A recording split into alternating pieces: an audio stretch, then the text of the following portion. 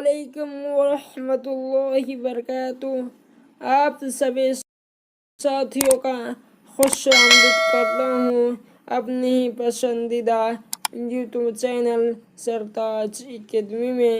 ساتھیوں، آج کے اس نشست میں، آج کے اس کلاس میں ہم ڈسکشن کرنے والے ہیں، ہم گفتگو کرنے والے ہیں اردو گرامر کے اوپر۔ آج اس کلاس میں اردو گرامر کا اعراب کا بیان ریڈنگ کریں گے، جانیں گے۔ اگر آپ اس سے پہلے کا کلاس نہیں دیکھے ہیں تو جا کر دیکھ سکتے ہیں پلے لسٹ میں۔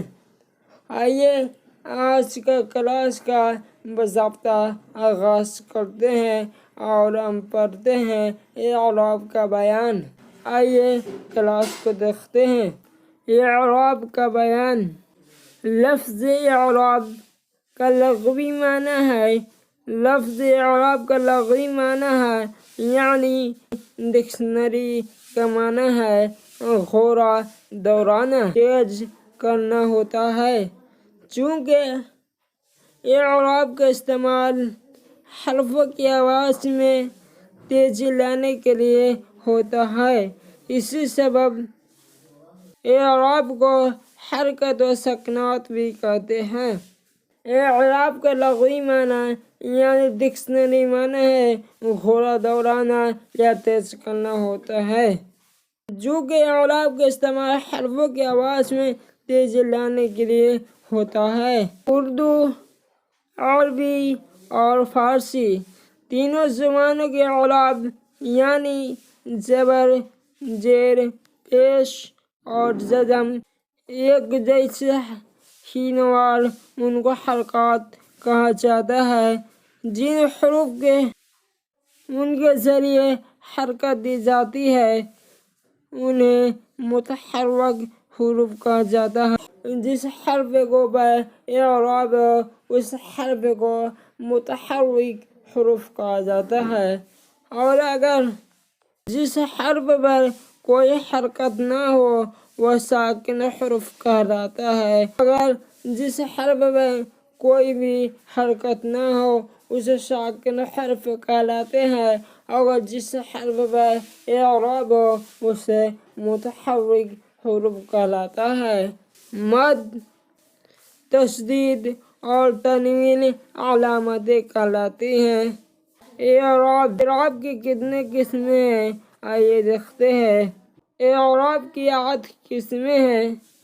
پہلا فتحہ، دوسرا کسرہ، تیسرا ضمہ، چوتھا سکون، پانچواں تشدید، چھٹا تنوین، ساتواں وقف اور آٹھواں مد۔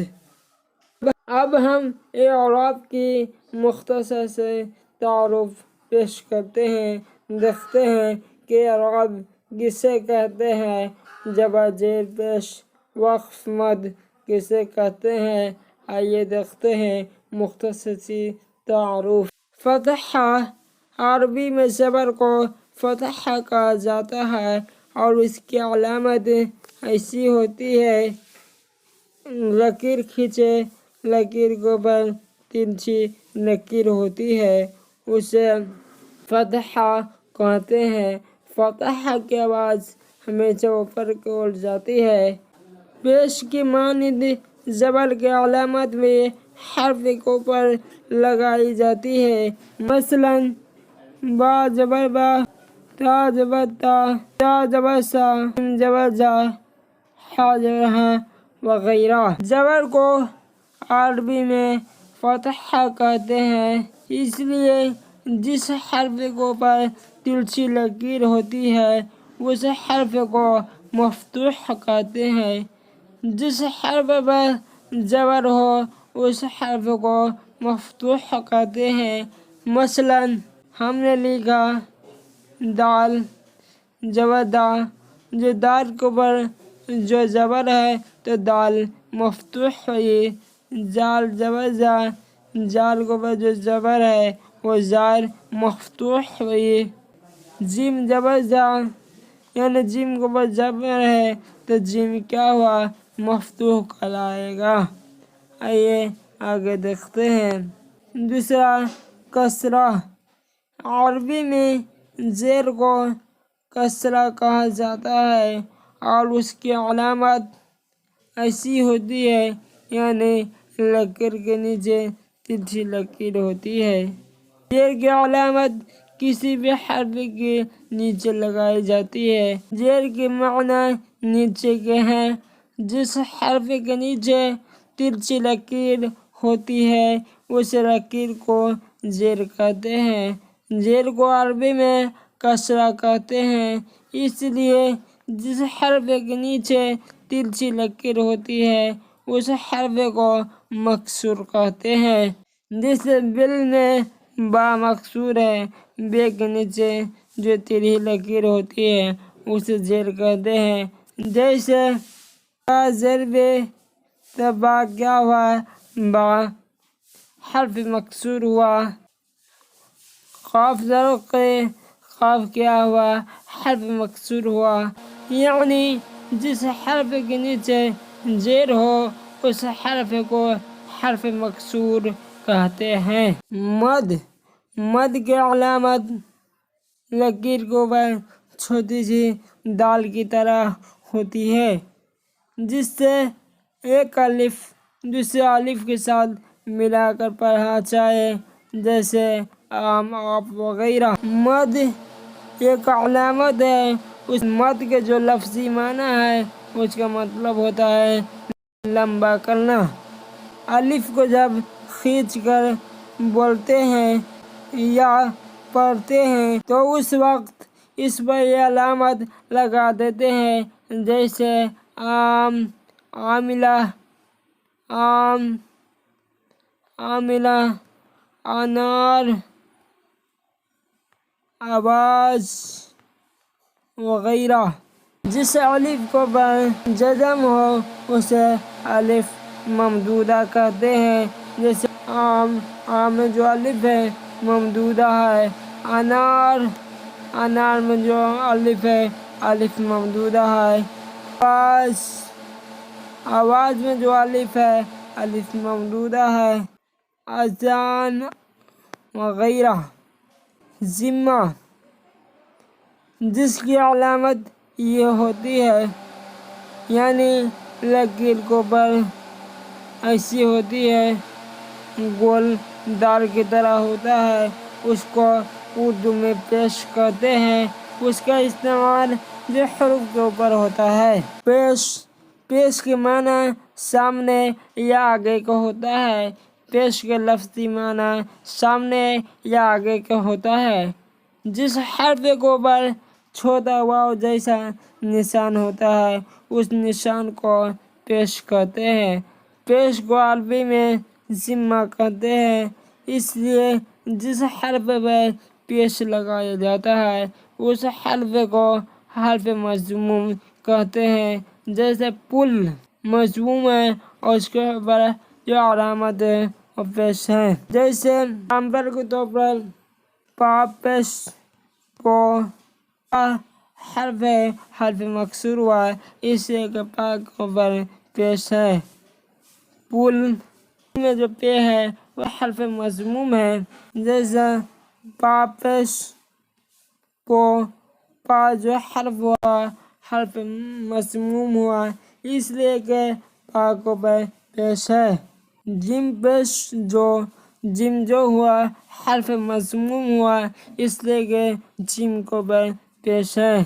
جولائی، جولائی میں جو جیم ہوا وہ حرف مضموم ہوا، اس لیے کہ حرف کے اوپر پیش ہے۔ جون، جون میں جو جیم ہوا وہ حرف مضموم ہوا، اس لیے کہ جس حرف کے اوپر پیش ہو اسے حرف مضموم کہتے ہیں۔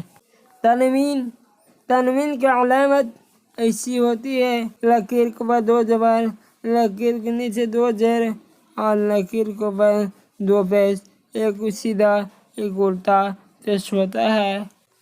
تنوین اس کی معنی نون کا آواز پیدا کرنے کے ہے۔ تنوین کے جو لفظی معنی ہے اس کا مطلب ہوتا ہے نون کی آواز پیدا کرنا۔ عربی الفاظ: جب یہ علامت کسی حرف پر ہوتی ہے تو اس کے آخر میں نون کی آواز نکلتی ہے، فوراً، اتفاقاً وغیرہ۔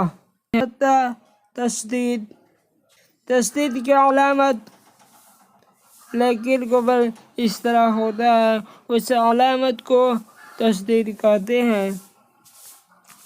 جب کسی لفظ میں کوئی حرف دو بار پڑھا جاتا ہے تو اس پر تشدید لگا دیتے ہیں، اور جس حرف پر تشدید ہوتا ہے اس حرف کو مشدد کہتے ہیں۔ جیسے میں انگلش اور ہندی میں کوئی بھی حرف دو مرتبہ لکھا جاتا ہے، لیکن اردو میں ایک ہی حرف لکھ کر اس پر تشدید لگا دیا جاتا ہے، جیسے گنا، الو، پتھا وغیرہ۔ جیسے منا میں جو نون ہے وہ مشدد حرف ہے، اس لیے کہ جس حرف کے اوپر تشدید ہو اسے مشدد حرف کہتے ہیں، اور نون کو دو بار پڑھیں گے۔ جیسے منی میں جو نون ہے حرف مشدد ہے، اس لیے کہ جس حرف کے اوپر تشدید ہو اسے حرف مشدد کہتے ہیں، اور نون کو دو بار پڑھیں گے۔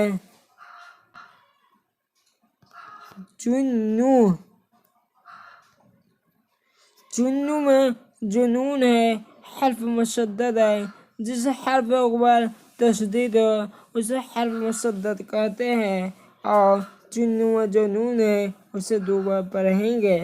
آئیے اب آگے دیکھتے ہیں۔ ساتواں، اب دیکھتے ہیں جزم یا سکون۔ سکون کے معنی خاموش کے ہے، چپ رہنے کو ہے۔ جس حرف کے اوپر حرکت نہیں ہو تو اس میں جزم یا سکون ہوتا ہے، ایسے حرف کو ساکن کہتے ہیں۔ اردو میں ہر لفظ آخری میں حرف ساکن ہوتا ہے، جیسے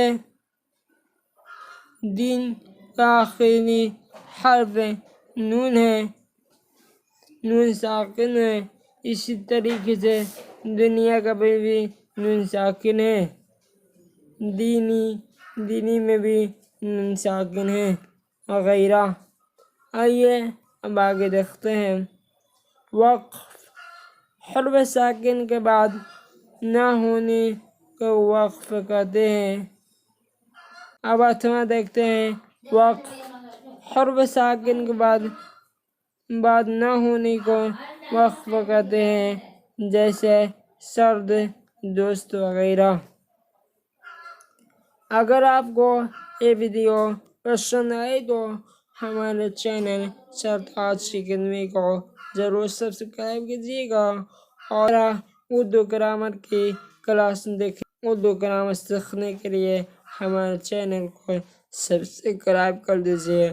اب اگلے ویڈیو ملتے ہیں، اب مجھے اجازت دیجیے۔